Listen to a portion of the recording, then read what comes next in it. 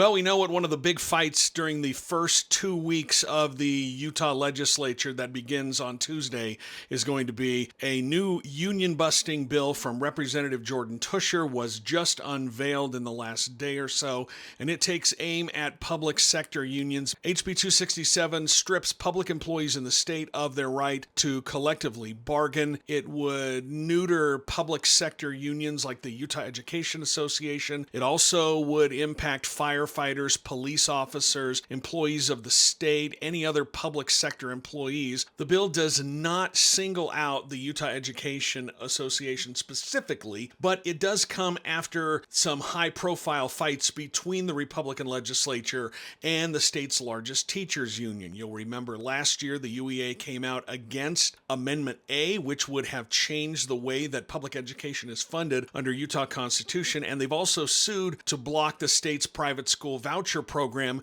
known as the Utah Fits All Scholarship. Sources have told me that the plan by the Republican-controlled legislature is to fast-track this bill and ram it through during the first 2 weeks of the session, get it to Governor Spencer Cox's desk as quickly as possible to minimize any chances of organizing opposition to it. You'll remember they did this over the last couple of years with the bill banning gender-affirming care for transgender minors. Also, they did it with the Utah Fits All Scholarship, the private school vouchers program, and they also did it when they banned transgender athletes from women's sports in the state. If it passes and Governor Cox signs it, Utah would become the sixth state to completely ban collective bargaining by public employees. This could really have a chilling impact on people who want to become teachers or go into public service for a career. Public employees in states that ban collective bargaining earn significantly less than their counterparts in states that do allow public sector unions. Now, expect them to move very quickly with this legislation. I suspect that it will show up in a House committee agenda on either Wednesday or Thursday afternoon. After that, they'll move it to the House floor for a quick up or down vote, heading it over to the Senate next week, where they can put it up for a committee vote and then bring it to the Senate floor for final passage and getting it to the governor's desk for final approval in rapid fashion. Unions are not happy about this. They're trying to figure out how to organize their opposition to the bill. Representative Tusher ran a union-busting bill last year. That one never came up for a final vote in the House because